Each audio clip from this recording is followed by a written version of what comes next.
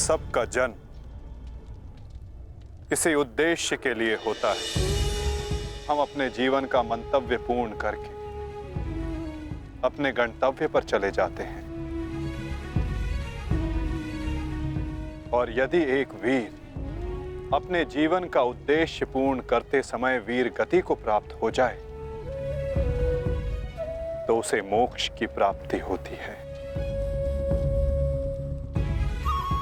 तुमने सबके लिए जो कुछ भी किया उसके लिए सभी तुम्हारे ऋणी रहेंगे पुत्र। तुम्हारा ये बलिदान व्यर्थ नहीं जाएगा घटोत्कच। और इन्हीं बलिदानों से हम इस युद्ध में विजय पा सकेंगे। जिस भविष्य के लिए हम ये विजय चाहते हैं माधव, क्या उसके लिए वर्तमान का बलिदान करना उचित है? पुत्र की हत्या हो जाए और पिता जीवित रहे, ये कैसा न्याय है माधव? ये न्याय नहीं पार्थ, यही नियति है। नारायणं नमस्कृत्य नरं चैव। धर्म स्थापना के लिए जिनका बलिदान आवश्यक है उन्हें अपना बलिदान देना होगा पार्थ। और जिनका जीवन आवश्यक है उन्हें संघर्षों का और दुखों का भार उठाकर अपना जीवन जीना होगा। और इस युद्ध के लिए, इस धर्म स्थापना के लिए तुम्हारा जीवन आवश्यक था। और घटोत्कच का बलिदान।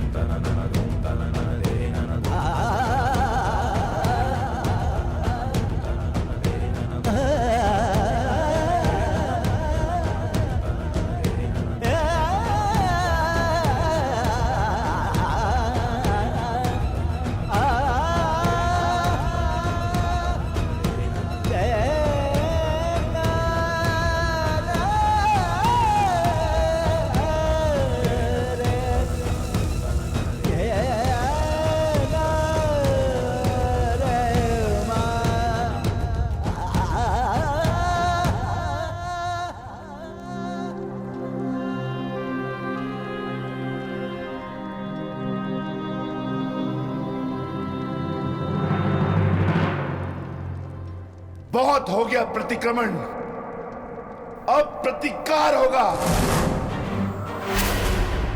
प्रतिकार होगा विकोदर, और वो भी उचित स्थान पर। और अब हमारा लक्ष्य होगा कौरव सेनापति द्रोण।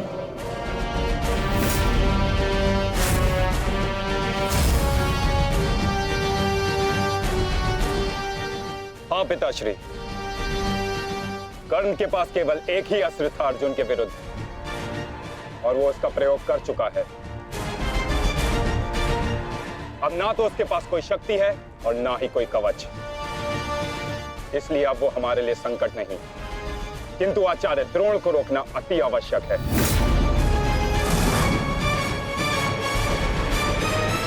उन्होंने आज भी हमारी सेना को बहुत भारी क्षति पहुंचाई है। अब द्रोण का वध आवश्यक है।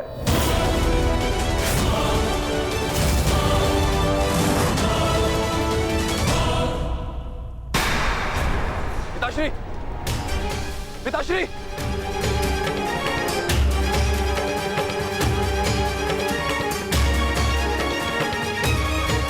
मैं कायरों की भांति युद्ध भूमि छोड़कर नहीं जाऊंगा। मैंने मित्र दुर्योधन को वचन दिया और मैं अपना वचन नहीं तोड़ सकता। एक बात का स्मरण रहे अश्वत्थामा कि धर्म और धर्म की बात करना हमें शोभा नहीं देता।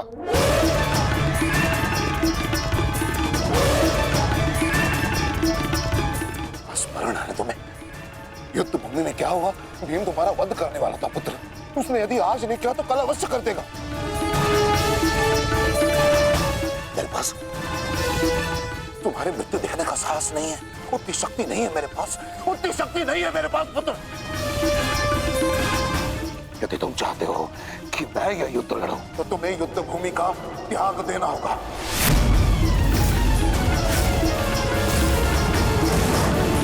वचन दो मुझे कि तुम युद्ध भूमि का त्याग कर दोगे।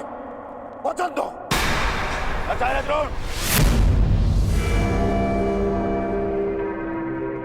यदि ऐसा है तो आप यह युद्ध भूमि छोड़कर जा सकते हैं,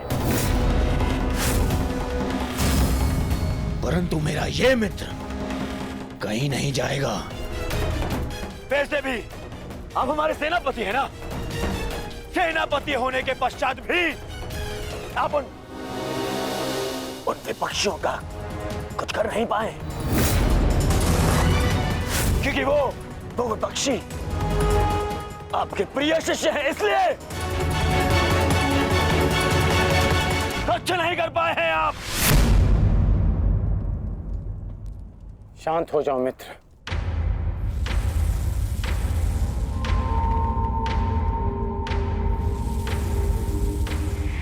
मित्र दुर्योधन सत्य कह रहे हैं।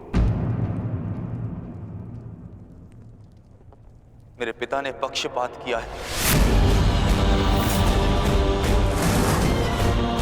उन्होंने अपने दिए वचन को पूर्ण नहीं किया और इसी कारण आज हमारे परिवार पर प्रश्न उठना आवश्यक है। किंतु एक पक्षपाती पिता का पुत्र होने से अच्छा है कि मैं एक योद्धा की तरह रणभूमि में जाऊं और अपने प्राण गंवा दूं। बस अश्वत्थामा, अपने पिता से इस भांति कटु वचन कहना एक महान योद्धा को शोभा नहीं देता। जो अपने पिता का सबके सामने अपमान कर सकता है, उससे किसी और के सम्मान की आशा नहीं की जा सकती।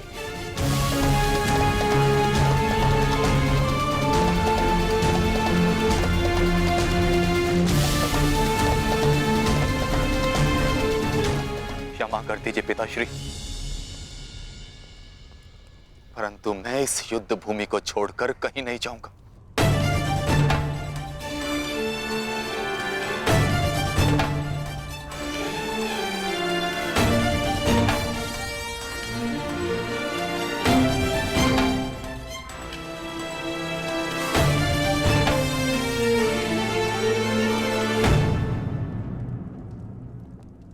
तो ठीक है पुत्र,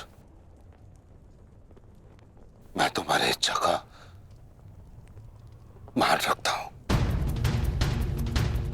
और आशा करता हूं कि नर्क से दूर रहने की शक्ति तुम्हारे पिंडदान में हो। आज केवल तुम्हारे कारण मुझे संपूर्णता से धर्म का त्याग करना होगा। एक पुत्र पिता के लिए बल होता है, परंतु आज तुम मेरे लिए निर्बलता सिद्ध है। और आप भी सुन लीजिए युवराज, यदि मैंने अपने संपूर्ण जीवन काल में पुण्य किया है तो उन समस्त पुण्यों का मैं कवच निर्मित करता हूं। यदि अपने जीवन में मैंने अपने शिष्यों को समान रूप से देखा होगा तो इस कवच को कोई नहीं फेंक सकता, कोई नहीं। यदि मैंने अपने शिष्यों को संभावना से कम और समर्पण से अधिक शिक्षा नहीं दी होगी तो आज मेरे हाथों से मेरे शस्त्रों को कोई नहीं छीन सकता। इसलिए मैं भारद्वाज पुत्र द्रोण प्रण लेता हूं कि इस कुरुक्षेत्र में जो योद्धा मेरे समक्ष आएगा मैं उसका वध कर दूंगा।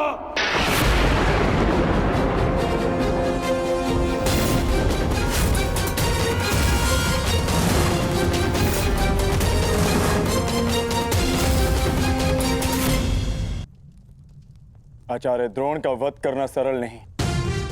परशुराम के दिए गए उनके पास ऐसे कई अस्त्र हैं जिनका हमें अनुमान तक भी नहीं। मेरे पुत्र का जन्म केवल द्रोण के वध के लिए हुआ है। मुझे पूर्ण विश्वास है कि मेरा पुत्र अपने जीवन के इस उद्देश्य में अवश्य सफल होगा।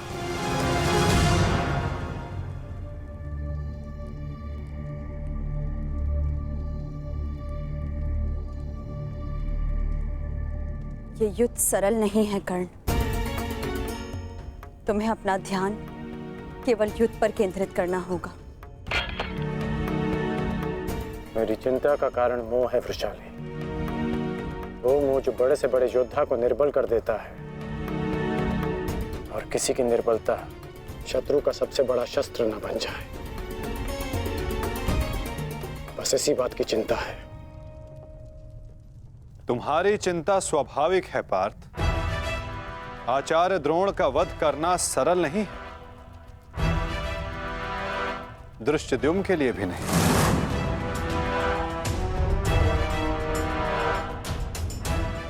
तो क्या कोई व्यू नहीं जो हम आचार्य द्रोण के विरुद्ध उपयोग कर सके?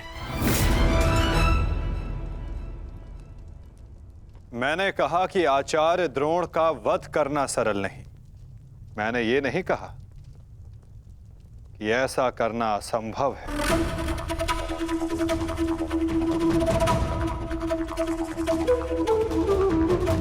एक व्यू है जिसे आचार्य द्रोण भी नहीं तोड़ सकते।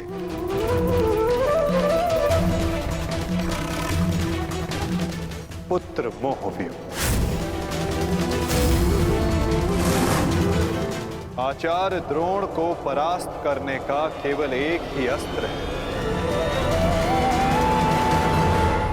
अश्वत्थामा।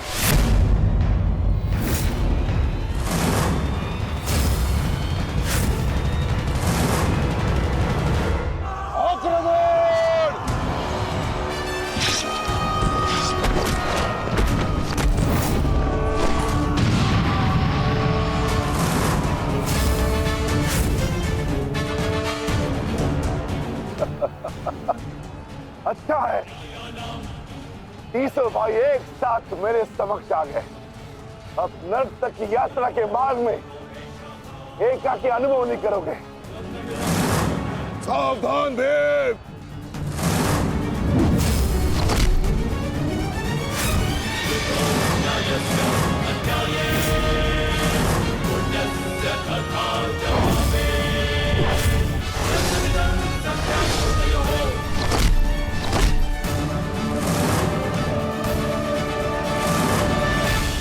आज मैं हस्तिनापुर नरेश महाराज धृतराष्ट्र के सभी पुत्रों का कवच हूं। यदि किसी ने भी उन्हें हानि पहुंचाने का दुस्साहस किया तो उसे मृत्यु मैं स्वयं दूंगा, और ये मेरा संकल्प है।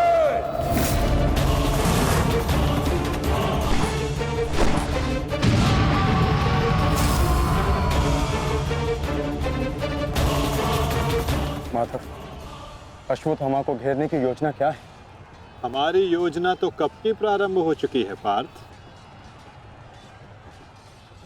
क्या हुआ अश्वत्थामा? तुम्हारे पिताश्री कहाँ हैं?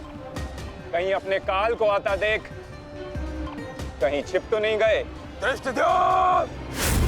ना आचार्य द्रोण किसी से भयभीत है और ना ही उनका पुत्र। आज अपने पिता के काल का काल मैं स्वयं बनूंगा।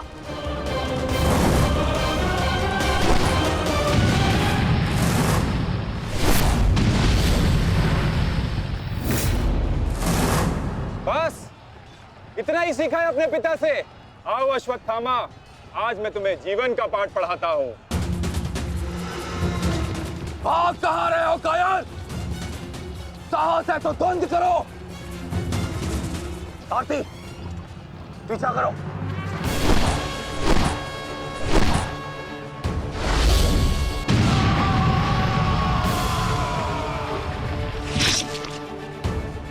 मित्र, अश्वत्थामा कहीं दिख नहीं रहा, कहीं वो शत्रु के घेरे में घिर ना जाए। तुम आचार्य द्रोण के पीछे जाओ, मैं अश्वत्थामा को खोजता हूँ। ठीक है मित्र, सारथी। चलो सत्यसेन।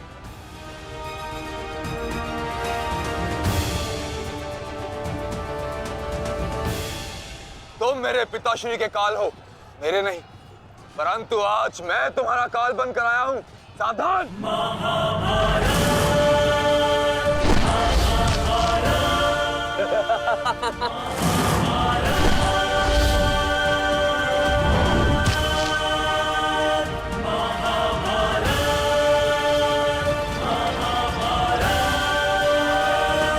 अच्छा हुआ कि पिता और पुत्र दोनों एक साथ मेरे सामने आ गए। आज तुम दोनों मेरे हाथों वीर गति को प्राप्त होगे।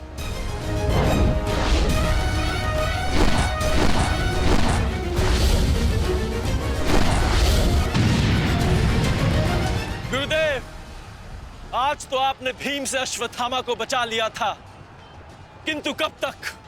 अब चाहे हमारा वध कर दो, किंतु हमने भी आज संकल्प लिया है कि मृत्यु दोनों पक्षों में होगी।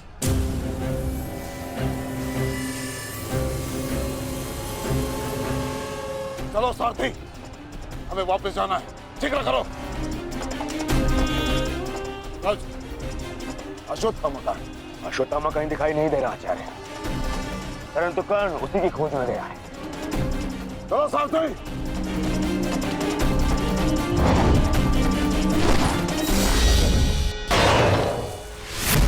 अब तुम्हारी सहायता के लिए ना कोई सैनिक है और ना कोई व्यू। अब तुम दोनों को मेरे हाथ से कौन बचाएगा? सावधान! अश्वत्थामा, तुम स्वयं व्यू में खड़े हो। इस व्यू को शमशान व्यू कहते हैं। कदाचित तुम्हारे पिता ने तुम्हें इस व्यू के विषय में बताया ही नहीं होगा। अपने चारों ओर देखो।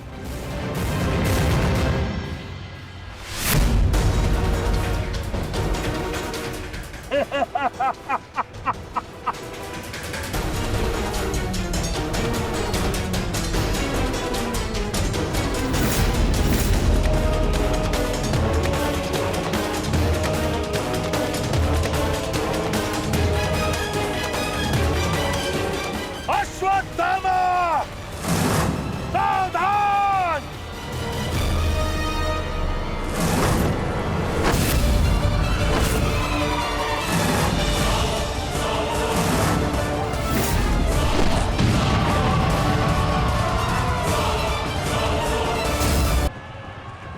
अश्वत्थामा, सावधान!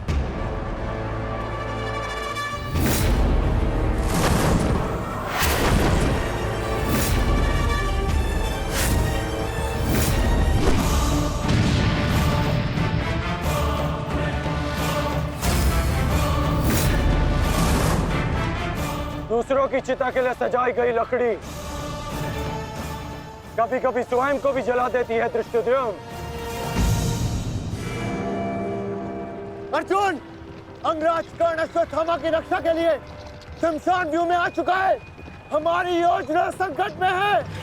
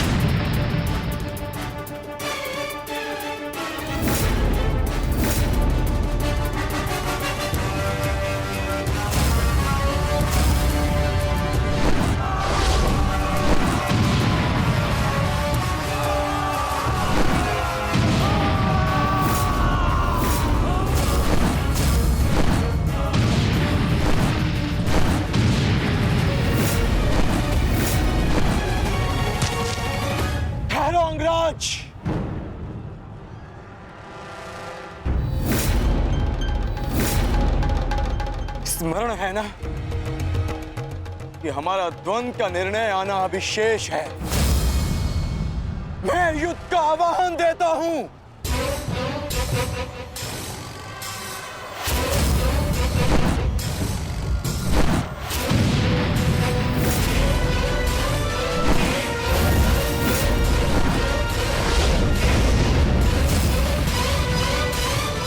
सावधान द्रुपद।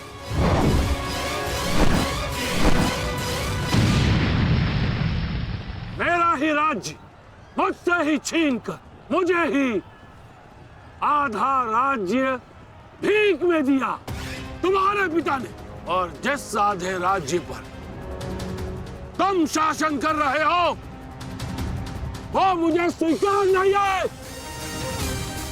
इस अपमान का प्रतिशोध आज अवश्य लेकर रहूंगा।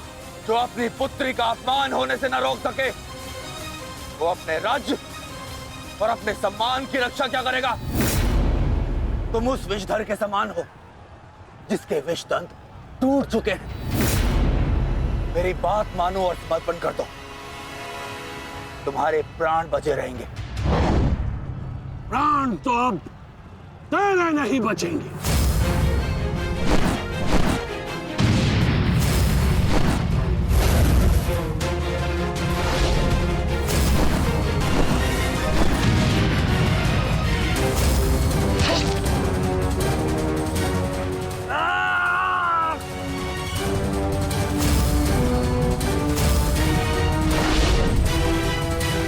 द्रुपद,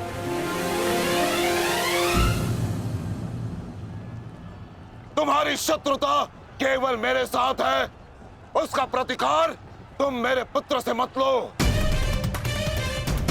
अन्यथा अनर्थ हो जाएगा। तुम्हारी गुरु दक्षिणा में मिला हुआ मेरा आधा राज्य तुमने अपने पुत्र को दिया, तो तुम्हारी शत्रुता का मूल्य भी तुम्हारे पुत्र को ही चुकाना होगा। सावधान।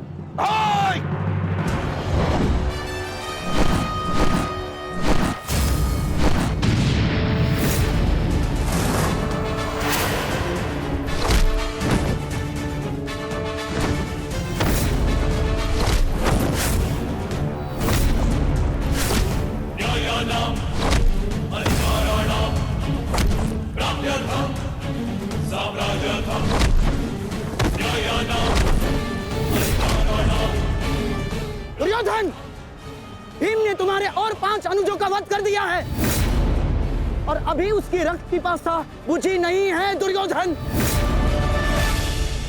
और उस दिशा में देखो, द्रोण द्रुपद नरेश के साथ द्वंद्व में व्यस्त है। अब केवल तुम ही उस भीम को रोक सकते हो। दुर्योधन, शीघ्रता करो। तो क्या द्वंद्व बीच पे छोड़कर जाओगे दुर्योधन? उसके लिए उनका अनुज पर्याप्त है।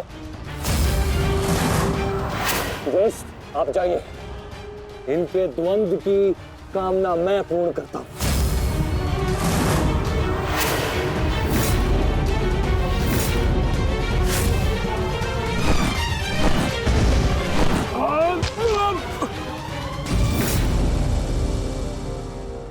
बार बार मुझे छोड़कर मेरे पिता पर वीरता क्यों दिखाते हो आचार्य? मुझसे द्वंद्व करो, मेरे जीवन का एक ही उद्देश्य है और वो है मेरे हाथों आपका वध। तब तक तुम्हें प्रतीक्षा करनी होगी धृष्टद्युम्न, क्योंकि जब तक द्रोण के हाथों में उसके शस्त्र हैं, स्वयं काल भी उसका वध नहीं कर सकता। और स्मरण रहे धृष्टद्युम्न, तुम्हारे साथ साथ तुम्हारे जीवन का ये उद्देश्य भी उपहास बन के रह जाएगा। शस्त्र त्यागने की क्या आवश्यकता है द्रोण? प्रेम, सम्मान, धर्म तो तुम पहले ही त्याग चुके हो। मेरे पिता तुल्य गुरु और अपने पिता महर्षि भरद्वाज पर तो तुम लांछन भी लगा चुके हो। तुम्हारी आत्मा तो कब की मर चुकी है द्रोण, कब की। अब केवल यह शरीर है, इसे त्यागने का समय आ गया है और वो समय अभी है। सावधान द्रुपद।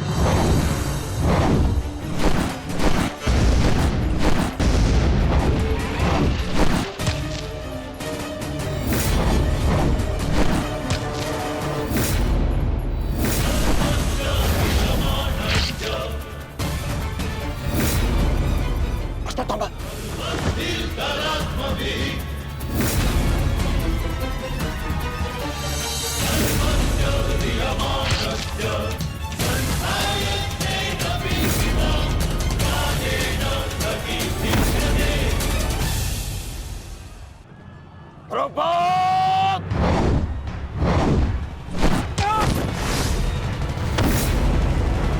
पिताश्री!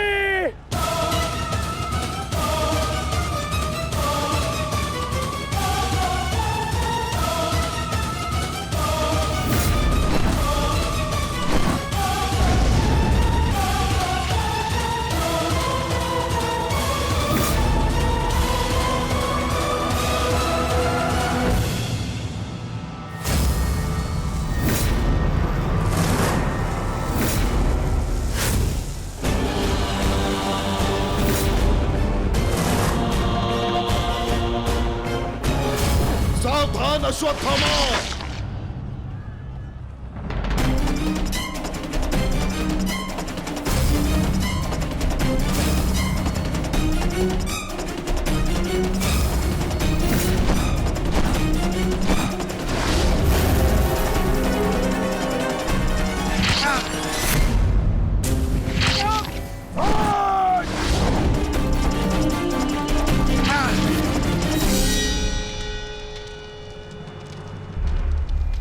पिताश्री!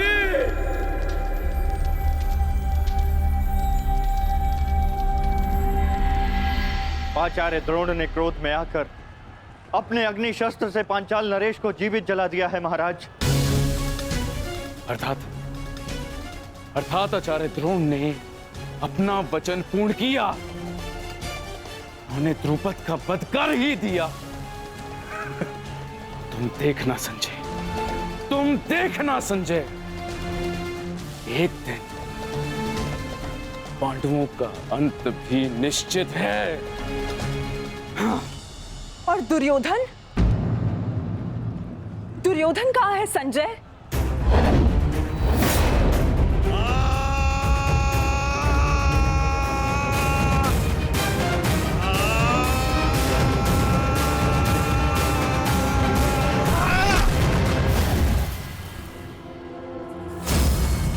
तुम्हें ज्ञात भी है, अब तक तुम्हारे 55 अनुजों का रक्त मैं अपनी गदा को पिला चुका हूं।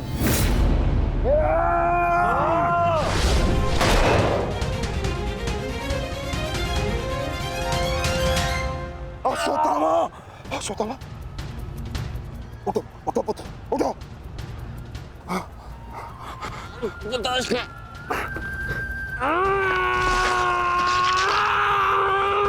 पुत्र, पुत्र, पुत्र, तुम बहुत अधिक चोटिल हो गए हो।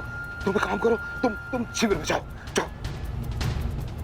नहीं पिताश्री, मैं कोई बालक नहीं हूँ पिताश्री जो इस चोट से हार जाऊंगा। एक योद्धा रणभूमि छोड़कर नहीं जाता पिताश्री। मेरी बात मानो, तुम्हें बहुत आवश्यक है वहां जाना। जाओ शिविर में जाओ, जाओ पुत्र, मेरी बात मान लो, जाओ, जाओ पुत्र। अनर्थ कर दिया तुमने द्रोण। मुझे मेरे पिता की मुखाग्नि देने का अवसर भी नहीं दिया। अब तुम्हें आर्य भी मेरे हाथों से नहीं बचा सकते।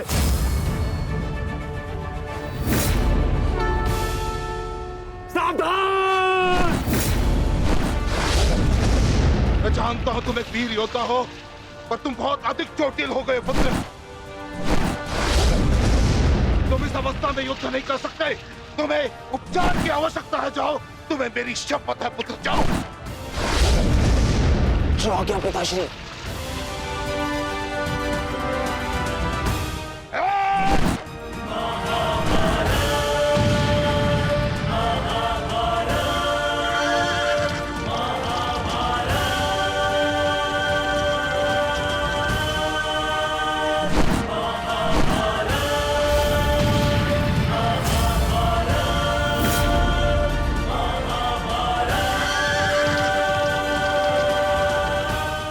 अश्वत्थामा जा रहा है पार्थ।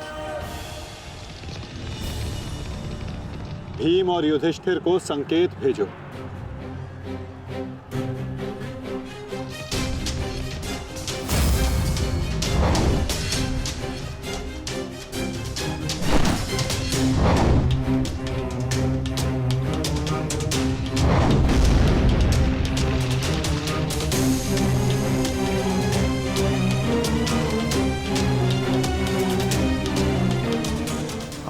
संकेत दे रहा है।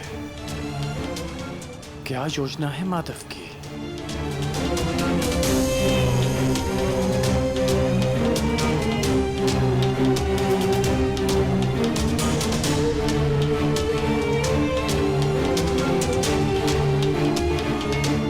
जाना तो नहीं चाहता, परंतु माधव का संकेत है। मुझे जाना होगा। प्रतीत होता है तुम्हारे जीवन के कुछ प्रहर अभी शेष है।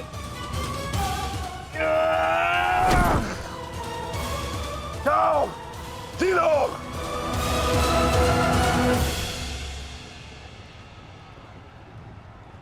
सारथी, आगे बढ़ो।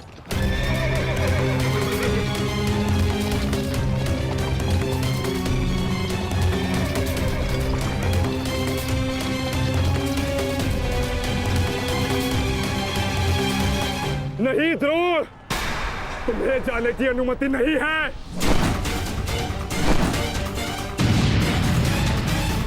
कर्ण, अश्वत्थामा की सहायता करो। वो बहुत अधिक जख्मी है और भीम उसके पीछे है। जाओ।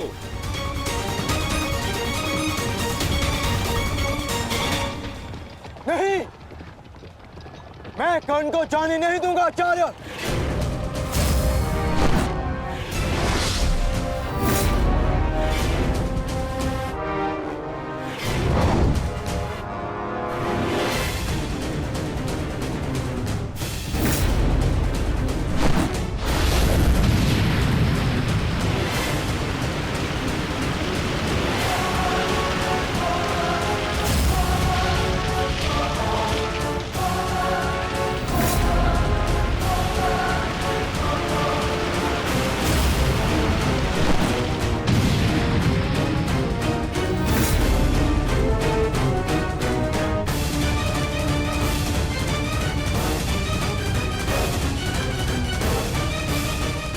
स्मरण रहे पार्थ, यदि कर्ण अश्वत्थामा की सहायता के लिए वहां पहुंच गया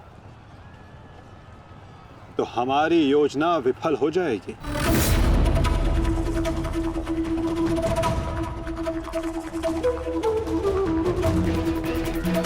तुम्हें कर्ण को वहां तक पहुंचने से रोकना होगा पार्थ।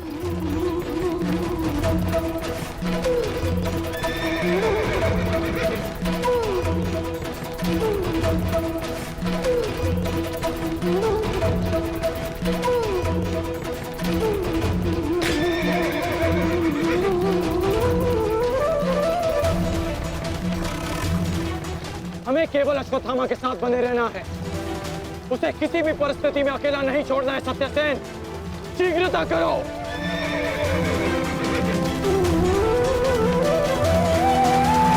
माधव, हमें कर्ण को रोकना होगा, अन्यथा हमारी योजना विफल हो जाएगी और आचार्य द्रोण का वध करना असंभव हो जाएगा।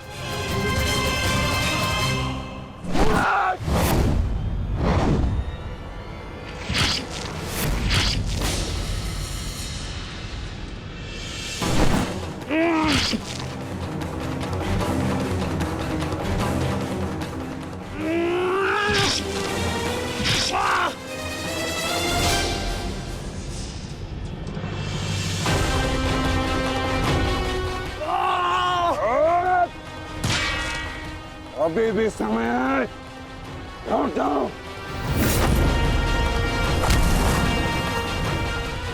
मैं तब तक यहां से नहीं लौटूंगा जब तक आपके प्राण नहीं ले लेता आचार्य।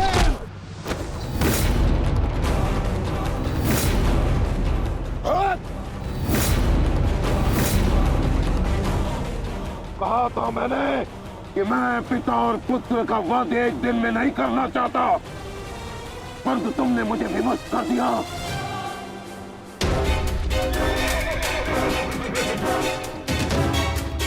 चलिए माता, कर्ण के पीछे चलिए। नहीं पार्थ, इस समय दृश्यद्युम्न को हमारी सहायता की आवश्यकता है और यहां से जाना हमारी योजना का भाग नहीं है। तुम आचार्य द्रोण के साथ युद्ध करो।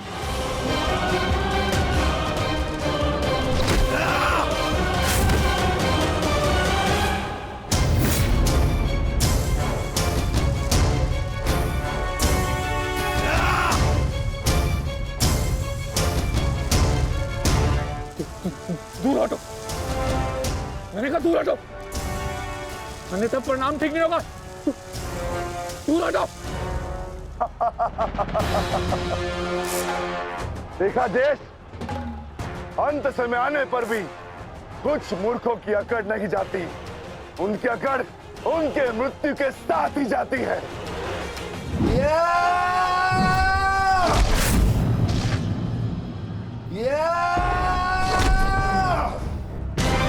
अश्वत्थामा! अब तुम्हारा अंत आ गया अश्वत्थामा! अश्वत्थामा!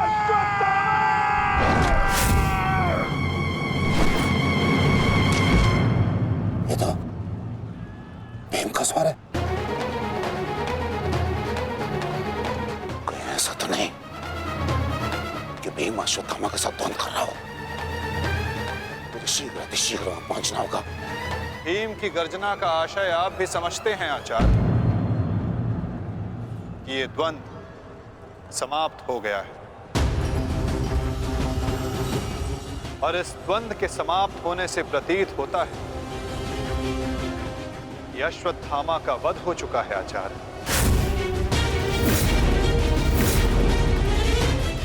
असंभव, असंभव नहीं है माधव। तो द्रोण का पुत्र अश्वत्थामा, और जब तक द्रोण जीवित है अश्वत्थामा को कुछ नहीं हो सकता। मेरा हृदय कहता है कि मेरा पुत्र जीवित है, कुछ नहीं हुआ उसे। और वैसे भी मुझे आपके बातों पे विश्वास नहीं है माधव। यही विचार पांडवों का भी था आचार्य कि युद्ध भूमि में उनके रहते हुए अभिमन्यु का वध नहीं हो सकता, उसकी मृत्यु नहीं हो सकती। परंतु ऐसा नहीं हुआ आचार्य। जब काल के रूप में जयद्रथ आ सकता है, तो काल के रूप में विकोदर भीम भी आ सकते हैं। काल की गति को कोई नहीं रोक सकता आचार्य।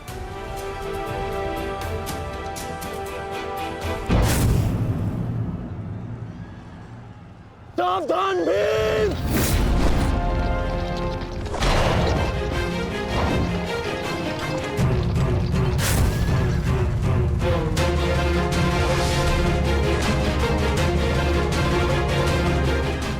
अश्वत्थामा, अश्वत्थामा, तुम ठीक हो?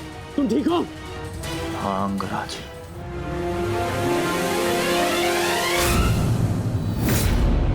ये तो भीम पुत्र सुत्सोम है। भीम कहाँ है? वो वही है जहां उन्हें होना चाहिए।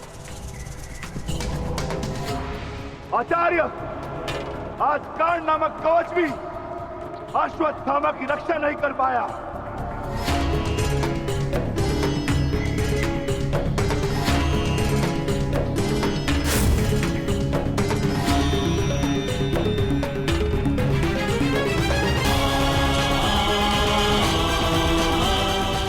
ये पांडवों की योजना है, मुझे आचार्य द्रोण से दूर रखने के लिए। अंगराज, आप कहना क्या चाहते हैं? क्या कहना चाहते हैं अंगराज? आज पांडवों का लक्ष्य तुम नहीं, आचार्य द्रोण है।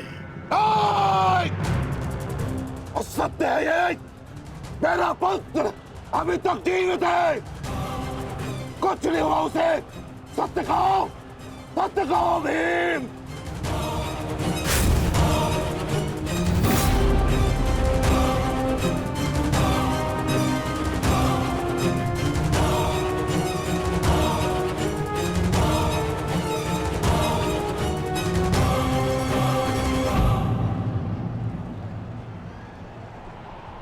धर्मराज, मैं तुमसे सुनना चाहता हूं, ये सत्य क्या है? कह दो कि मेरा पुत्र जीवित है। तुम्हारा उपयोग केवल मेरा ध्यान भटकाने के लिए था। मुझे इस बात का आभास क्यों नहीं हुआ? आचार्य द्रोण के प्राण संकट में है। चलो अश्वत्थामा, चलो। सत्य कह दो कि आज भी मेरा पुत्र जीवित है, कुछ नहीं हुआ उसे, कोई उसका वध नहीं कर सकता। कहता एक बार युद्ध भूमि में तुम्हारा विकोदर भीम के साथ रहना अनिवार्य है युधिष्ठिर, क्योंकि आचार्य द्रोण जानते हैं कि विकोदर भीम असत्य बोल सकते हैं,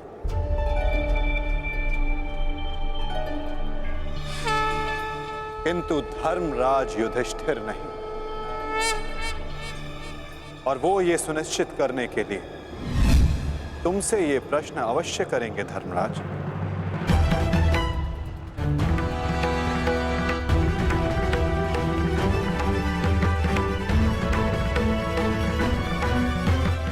आप मेरे शत्रु हैं आचार्य, कौरवों के सेनापति। ये आवश्यक नहीं कि मैं आपके हर प्रश्न का उत्तर दूं। शीघ्र करो सत्यसेन। प्रश्न का उत्तर तुम्हें देना होगा धर्मराज। भले मैं कौरवों का सेनापति हूं, परंतु ये मत बोलो कि मैं तुम्हारा गुरु भी हूं। इसमें सत्य तुम्हें कहना होगा, बताना होगा मुझे। मेरा पुत्र जीवित है और यही सत्य है, मुझे पता है। बता दीजिए आचार्य द्रोण को सत्य क्या है? अधर्म को उसके घर में पराजित करने के लिए अधर्म की चौखट पार करनी ही पड़ती है युधिष्ठिर। ये सत्य है आचार्य द्रोण कि भीम ने अश्वत्थामा का वध कर दिया।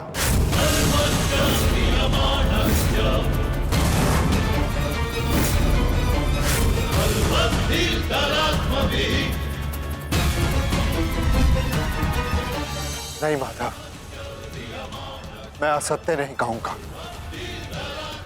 तुम्हें असत्य नहीं कहना है युधिष्ठिर। विकोदर भीम अश्वत्थामा नामक हाथी का वध करेंगे।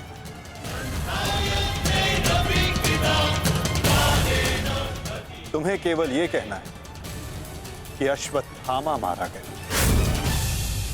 इससे ना तुम्हारा धर्म टूटेगा और हमारी योजना भी सफल हो जाएगी।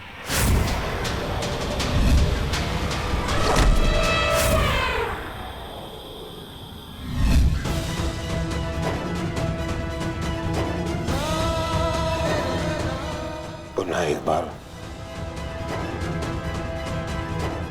कह दो धर्मराज कि ये सत्य है।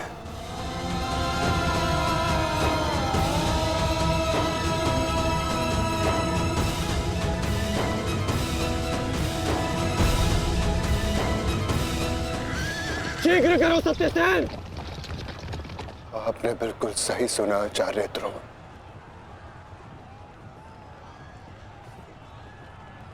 अश्वत्थामा मारा गया।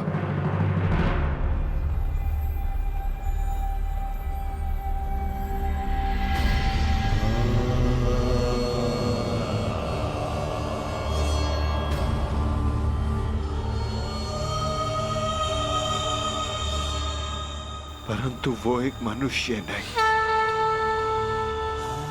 एक हाथी था।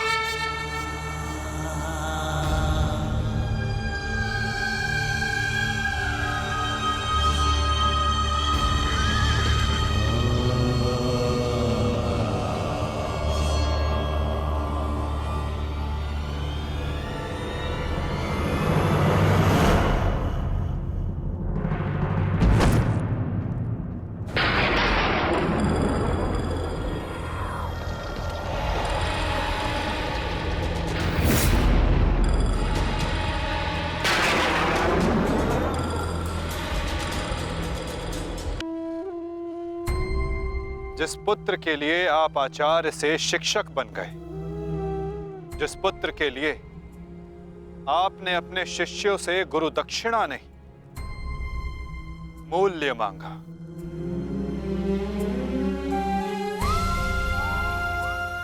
और उसी पुत्र के कारण आप एक एक करके अधर्म की सीढ़ियां चढ़ते चले गए आचार्य।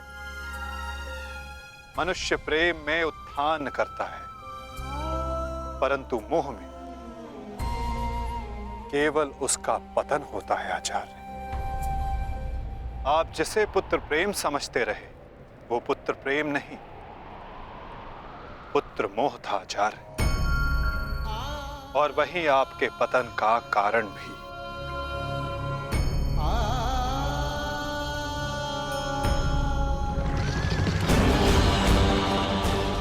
शीघ्र करो सत्यसेन।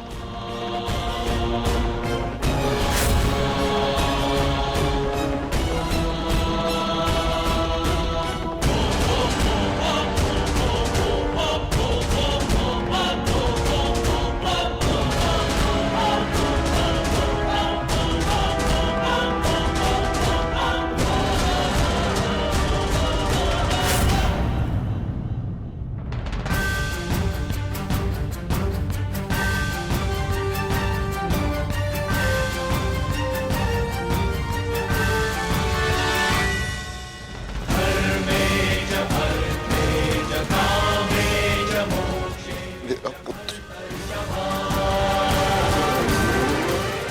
अश्वत्थामा!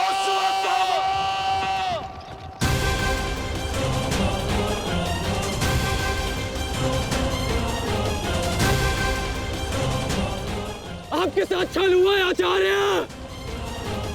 अश्वत्थामा जीवित है। पिताश्री! पिताश्री!